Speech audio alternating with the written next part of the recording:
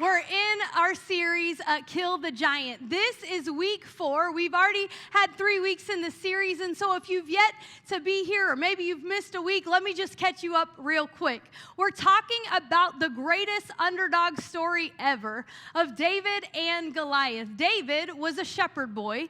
He was a son of Jesse, and one day the prophet Samuel came to Jesse's house because God wanted to anoint a new king of Israel. King Saul had been the king, and he'd lost favor with God. He was selfish. He was doing things his own way, and God said, it's time to anoint a new king. And so Samuel went to Jesse's house and said, one of your sons I'm going to anoint to be the king. Can I see all of them? So he brings them out, and Samuel's like, no, not any of these. Do you have any other sons? And Jesse says, oh, yeah, we have the runt shepherd boy, the littlest one. Let me go get him. I don't know. I didn't think he'd be one that you'd want. But when he came in, God told Samuel, this is the anointed one. And so Samuel anointed David to be king, and then David went back to being a shepherd while Saul stayed king for a little while. Then the second week, we talked about how David gets a weekend gig. He gets a weekend gig to go play the harp for King Saul. And so he's in the palace.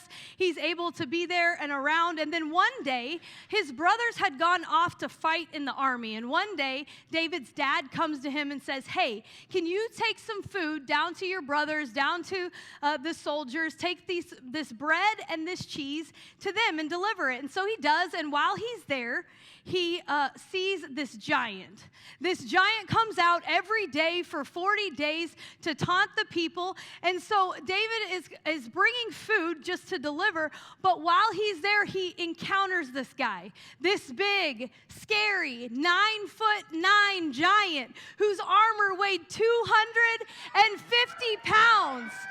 And he came down and he said, send me a man who will fight. Y'all be knowing I've been so excited to do this. If he wins, we will be your servants. But if I win, you will be my servants. Is there any man strong enough and willing to fight?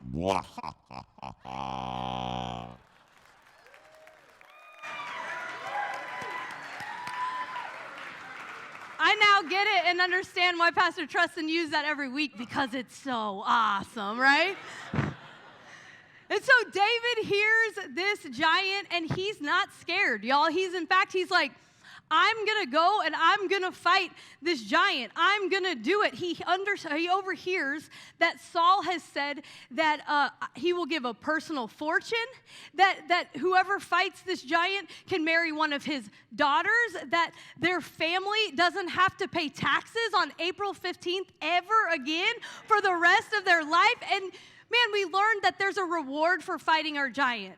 And can I tell you and remind you today that whatever your giant is, it's worth fighting because there's reward on the other side. The fact that you have a problem, it should give you peace because that means God has a powerful plan for your life. Then the third week, David went up against Eliab and Saul. He had 2 fights before the fight. He had to go to them and say, hey, I want to fight the giant. I want to fight Goliath. I can do it. And his brother was like, listen, little guy, who do you think you are? Who do you think you are, little brother? You cannot go and fight the giant. But David was like, listen, I am. And so then he goes to Saul and he's like, hey, I'm going to fight the giant. I'm so excited. And Saul was like, you are not able to go against this Philistine and fight him. You're only a young man, and he has been a warrior from his youth. You know, just because people in your life didn't take advantage of the opportunity God had for them doesn't mean that you should let them discourage you from taking advantage of the opportunity God has for you. We learned that we cannot allow the wrong people to speak into our destiny, and David didn't allow Saul to speak into it. He was not swayed. He said, no, listen, I've been caring for my father's sheep and goats, and he said, when a lion and a bear comes to steal a lamb from the flock, I go after it with a club, and I rescue the lamb from its mouth. If the animal turns on me, I catch it by the jaw, and I club it to death. I've done this to both lions and bears, and I'll do this again to this pagan Philistine. He said, said, listen, the Lord who rescued me before is going to rescue me again. And so I'm not scared. I'm not swayed. And so finally Saul is like, all right, go ahead. And may the Lord be with you. And so that's where we are in our story. Saul has finally agreed to let little David fight the giant. And so we pick it up in verse 38 of 1 Samuel 17. It says, then Saul dressed David in his own tunic. He put a coat of armor on him and a bronze helmet on his head. David fastened on his sword over the tunic and tried walking around because he was not used to them. I cannot go in these, David said to Saul, because I'm not used to them. So he took them off. Then he took his staff in his hand, chose 5 smooth stones from the stream, and put them in the pouch of his shepherd's bag. And with his sling in his hand, he approached the Philistine. So basically, Saul says, here's the armor that I've worn. Let me put it on you. And so David starts to agree. Then he walks around it and realizes, I can't do this. This is not for me. It doesn't work for me. I'm not going to do it. So he takes it off, and he takes what he already has with him, and he says, I'm going to go fight the giant. And I think there's so much in just these 3 verses that we can learn today, and so I want us to take a moment to take a look at them. In verse 38, it says, then Saul dressed David in his own tunic. He put a coat of armor on him and a bronze helmet on his head. Saul gave David his armor. He tried to give David what he had used in battle, in victory before, what had protected him, what had helped him. You know, Saul had fought many battles before. He'd won many times. That's why he was the king. But now he's trying to give David his armor, the things he's used to win the fight. And I imagine that Saul's armor was the greatest, right? That it was the best. That it had the greatest technology of the time. That it was the most intimidating when you looked at it. That it bore the symbol of the kingdom on it. That it was powerful. And you might look at it and think it was the right thing to wear walking into battle. You know, often in our lives, we think that we need the right best stuff for us in order to face our giants. Have you ever been facing a giant and had someone try to give you their advice and their wisdom and their way to do it? You know, Pastor Trust and I have a friend named Jeremy Yancey. He's a phenomenal pastor and leader up in Lufkin, Texas. And we look to him for advice often because he's leading a great church there. And he came to our staff retreat, in fact, in January and just shared some practical tools and tips with us. He shared some wisdom of his experience. He's such a powerful and a really humble leader, and we super appreciate him. But one of my favorite things that he did when he spoke to us is he would tell us some example of something that they did or a strategy that they tried, but then he would say when he said it, now maybe this is Saul's armor. Maybe this is going to work for you, and maybe it's not, is what he was saying. Like, what worked for us in Lufkin might not work for you in Mansfield, but here's how we tried it. Here's how we did it. But pay attention, it might be Saul's armor. It might not fit. It might not work for you. And often I think that can happen to us in times. We've all been faced with someone trying to help us do it the right way, right? And they put Saul's armor on us. But you know, if we're honest, we've probably tried to do that to other people as well. That we've tried to help them do it the right way. You know, as a mom, I was thinking about it. My son, when he was in 2nd grade, he got moved up to the higher reading level. And then whenever he was in the higher reading level, that meant he was in the higher spelling level. And so he had to take new, harder spelling tests. And I remember the first week of the new spelling test, he was really stressed out. He was really worried about whether he was going to pass it and whether he was going to remember the words because they were bigger than the words he'd studied before. And I was like, I know, I'm going to help him. I'm going to help him do what I used to do when I needed to learn spelling words. And so I taught him about mnemonic devices. You know, the word beautiful, it can be difficult. Like, what is that first sound? Beau. How do you make that go? B-E-A-U. Okay, how does he remember that? You know what? Big elephants are ugly. Big elephants are ugly. B-E-A-U. That'll help you, buddy. And so I'm teaching him these mnemonic devices. The word friend, F-R-I-E-N-D, not F-R-E, F-R-I. Okay, Fred rushed in eating 9 donuts, okay? So that'll help you remember how to spell the word friend. Because big elephants can always understand small elephants. Okay, buddy, you got it? You know what I'm teaching him? You're gonna do great. You're gonna ace the test. So Friday comes, he comes home from school, and I'm like, how did it go? How did you do on your spelling test? And he's like, Mom, I could not remember which elephants were ugly and which ones couldn't understand. And I didn't do good at all. I did a terrible job. But then I told my teacher the way you taught me, and she said since that was crazy, that she would let me take it again on Monday. You see, I was trying to tell him a technique that I had used that worked for me, but it didn't work for him. You see, God gave my son a photographic brain, and so all he had to do was look at the word and then spell the word and look at the word and spell the word and look at the word and spell the word, and then he got it. And so that's what we did for all his spelling tests, and he went back on Monday, and he got 100, and I never helped him with spelling ever again. But you know, it doesn't only happen to 6-year-olds. Has anyone ever tried to put their armor on you? Tried to tell you the way you ought to do things? You know, we really have to examine our battle strategies. You see, Saul, he had lost favor with God. He'd been disobedient. He'd been selfish. He'd been doing things his own way. And so David was getting his armor, but really, was that the kind of person's armor that he wanted to wear? Is that something he really wanted to put on himself? We have to pay attention to our battle strategies and the armor, whether we want to receive it and whether it's really going to fit. Are we wearing other people's way of doing things, and are we failing because we're still wearing what we shouldn't be wearing? Some of you, the way you raise your kids, your mama's telling you you're doing it wrong. But you know it's the way God's told you to do it. It's just not the way she used to do it.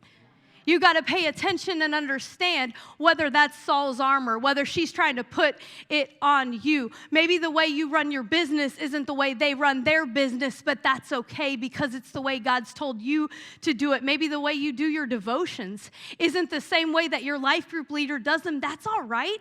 God gave us different gifts and different ways of doing it. Maybe the way you prioritize your finances aren't the way that other people do, and that's okay too. You know, bless our friend's heart, the way we vacation is very different than the way they vacation, and we're running everywhere trying to get them to keep up, and they're like, can we just take a nap, y'all? We're trying to put Saul's armor on them, and that's not the right way to do it. And so we have to pay attention and examine our battle strategy in life. You see, Saul's armor didn't fit David. Saul was head and shoulders above everyone else, and David was the runt of the litter. So of course it didn't fit. In fact, he kind of had to look ridiculous, right? This tiny man putting on this giant armor, right? It didn't really work. It seems kind of silly when you think about it, but you wonder why. Why did Saul dress David in his armor? Maybe it was to protect David. Maybe genuinely he thought, hey, little buddy, I don't want you going up against a giant without any armor on, so let me give it to you and put it on you so that you'll be protected. Maybe it was to protect Saul so that when he let this little guy go out to fight, that later when he got squished like a bug, people didn't say to him, you let that little kid go fight and you didn't even give him armor to put on? Come on, Saul, who are you? Are you so unkind, right? Maybe Saul was protecting himself because he thought, you know, if he goes out and he does good, okay. But if he gets squished right away, if he gets defeated instantly, I can just say, oh, you know, my heart player, he crazy. He stole my armor. He ran out the door before I could do anything about it, right? But what have we already learned about Saul? We've already learned that he should have been the one fighting the giant. He should have been the one leading the way and taking care of the Philistines. That fight should have been his fight. And it makes me wonder if maybe, just maybe, Saul thought, if I put David in my armor, you know, I see that twinkle in his eye. I see the faith that he has. I see that God is with him, and he's been with him when he fought the lion and the bear. He might actually do it, and maybe if I put my armor on him, people might actually think it's me that's fighting the giant.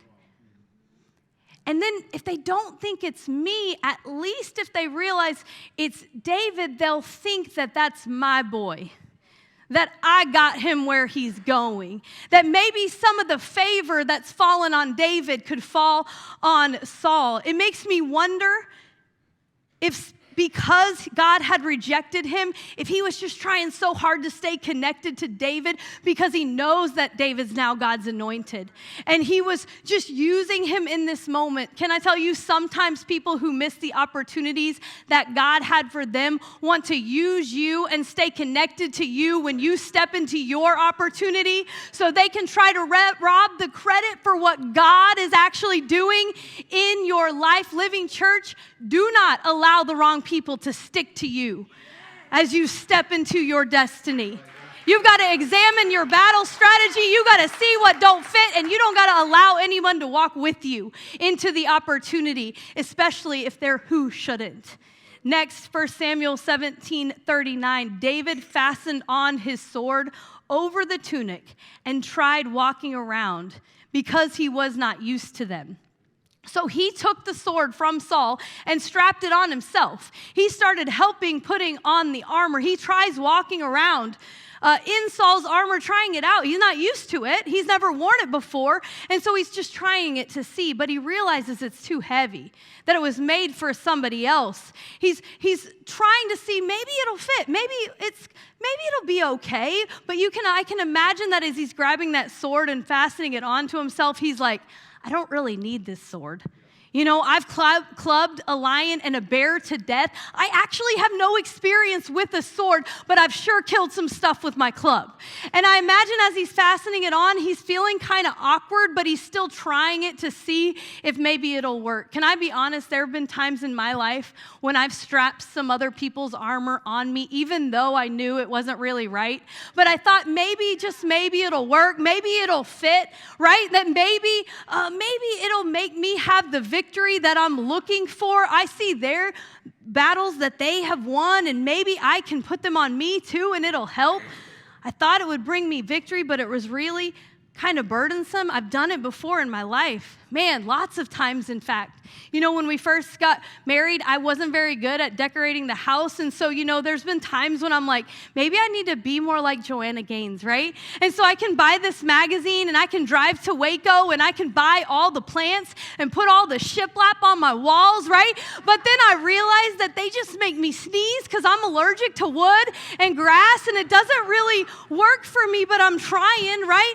I've had friends before who ran marathons, and then I thought that I needed to then run marathons, right? And so, true story, I bought a $400 GPS watch and went running a couple of times and then realized, my little legs, they're not getting me very far. And so I took the watch and I put it in a drawer and I never put it on again, right? Because I was trying to see, they've found victory. They've gotten healthy running marathons. Maybe that's what I should do. And so I've tried to put other people's victories as their armor on me, right? Has that ever happened to you? Man, it also, I think, sometimes can be worse for those that are closest to us. Those that are around us that we spend a lot of time with, we think, oh, I see their victory. Maybe I should try what they're trying because it's really working for them. My sister, she's an incredible mom. She does an amazing job. She cooks everything organic. They eat a plant-based diet. They're very healthy. They pay attention to what goes into their body. She puts their food in like those perfect little divided plates, so her kids always know exactly where the food is and what little tray it's in. And there's a lot of times that I think that I'm not a good enough mom because I don't cook the way she cooks. And I don't spend the time creating what she creates. And so I can think I need to do it like that. I know I like meat, but maybe I'll be vegan. Maybe that will work for me. Cheese is really good, but maybe I can stop eating it for a while. Maybe that's who I need to be. My husband, he is a big boss baller pilot man, and so he I don't really know what he does, but he runs airports. And he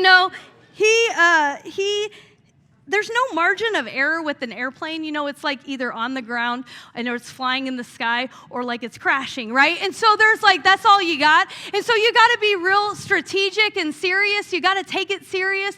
And so he does. Man, his job, his calendar is very structured. His meetings are super organized. He does these 15-minute meeting things. And if you don't get your stuff in that meeting, too bad. You're holding it till next week. And so when I look at the kind of way he runs his team and his staff, I think, you know, that's really the way we ought to run our team and our staff, right? Because he does such a great job. He's so successful at it. And so I really get kind of insecure about the way I do it and think maybe I need to do it like him. You know, my friend Rachel, she is so kind and wise. Man, she has a heart to love people. She shines her light everywhere she goes. And I'm always inspired by her.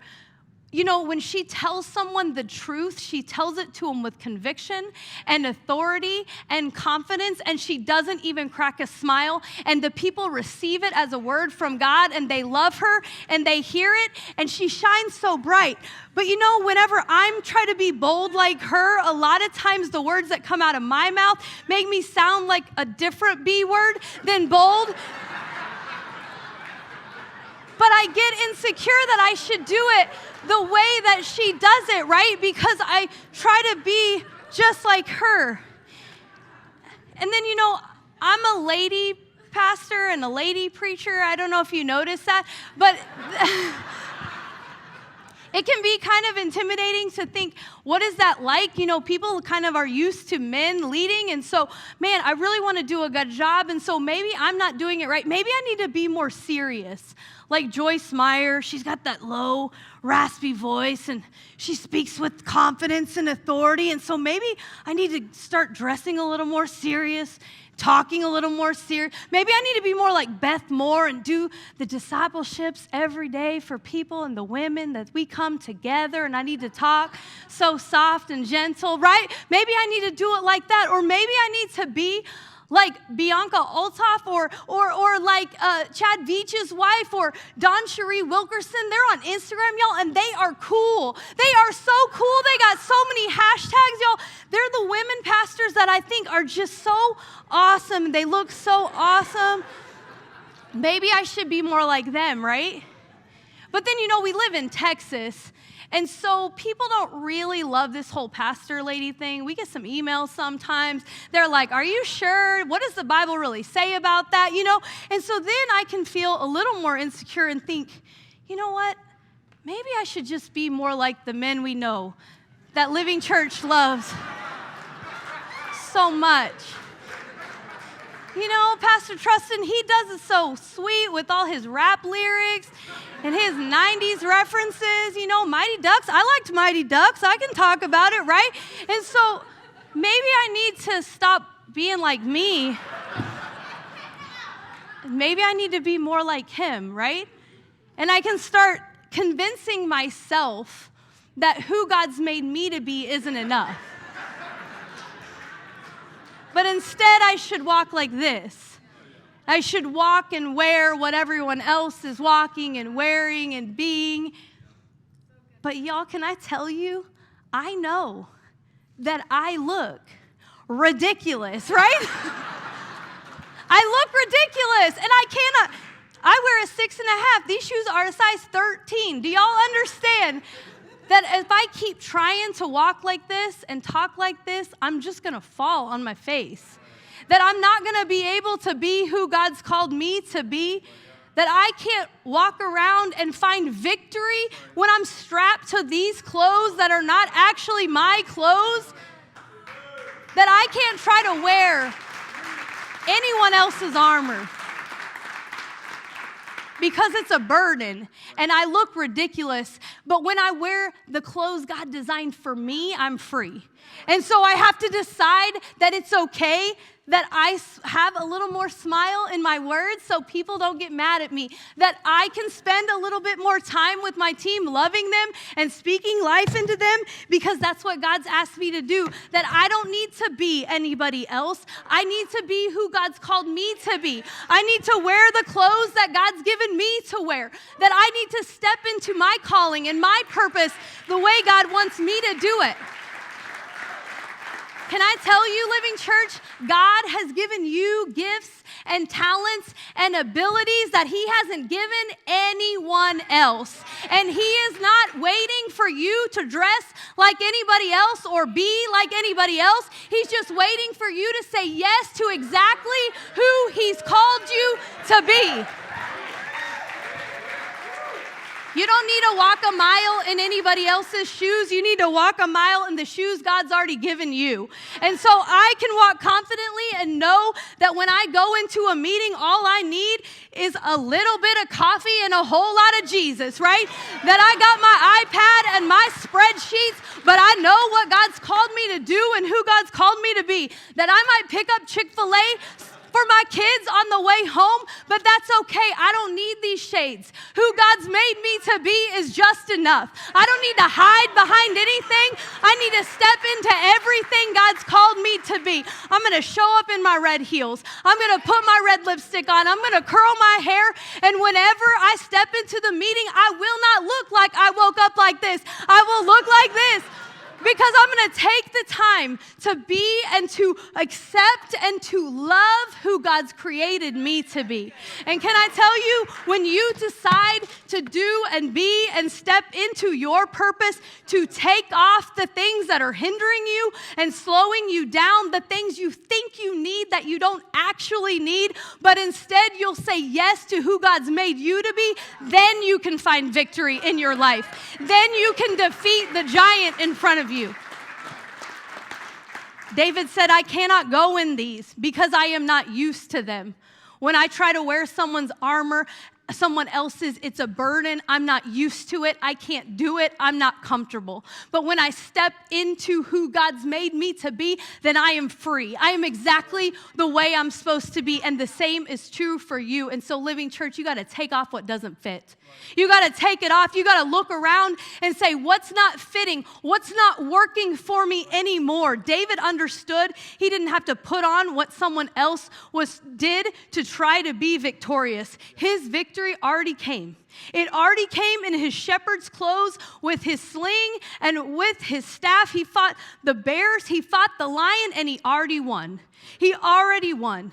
I can just imagine him in all that loose-fitting armor clanging around and tripping, and he's thinking, if I go to battle like this, I'll just tumble down the hill. If I walk in to try to defeat the giant like this, I will just fall. So David did what he was supposed to do. David put down what he wasn't used to, and he picked up who he was. He said, I'm going to put down what I'm not used to, and I'm going to pick up who I am, who God's created me to be. Y'all, you don't need stuff. You don't need to be like anybody else. You just need the heart to do what God's called you to do. And can I tell you, the Lord who rescued you from the lions and bears will be the Lord that will rescue you from your giant too. Living Church, we're not going to wear any other church's armor. We're not going to be like any other church when it comes to the way we reach people, the way we grow the kingdom of God, the way we build God's house. You know, this past week, Pastor Trustin and I, we were at a pastor's conference, and man, so many people had heard about the announcement, and they were so excited for us. And we had so many different conversations, but once they heard what we were doing, can I tell you, a lot of them would say, well, you know, have you considered trying this? You know, what I did once was, let me tell you about when I walked through a season similar to yours, and they tried to tell us how to do it and when to do it and why to do it and all the thoughts that they had in their head, and that was fine. But you know what? We're going to do it the way God's asked us to do it. We're going to do exactly what God's called us to do. Is it a little crazy? Yeah. But was it a little crazy for a shepherd boy to fight a giant in shepherd's clothing? Yeah. Did he win? Yeah. And are we going to win and step into the victory God has for us? Yes. Amen? Come on, give God praise this morning.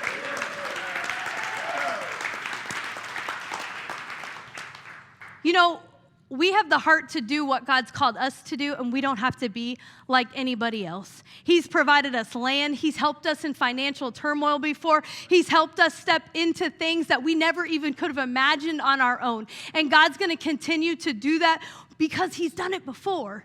And so he'll do it again. And so all we have to do is take off what doesn't fit. Man, Can I tell you, David didn't need a new tactic, and you don't need another thing. You don't need what they have. You don't need what you think you're waiting on. You don't need a new trick. You just need to be who you are called to be and stop trying to be anybody else. Just pick up who you are. 1 Samuel 17:40 says, then he took his staff in his hand. He chose 5 smooth stones from the stream. He put them in the pouch of his shepherd's bag, and with his sling in his hand, he approached the Philistines. You see, David grabbed his staff and his sling. Whose staff was it? His. Whose sling was it? His. He brought it from home. He's carrying 10 bags of bread and 10 bags of cheese, and he still had time and energy and space to bring his staff and his sling with him. Why? Because it was always with him.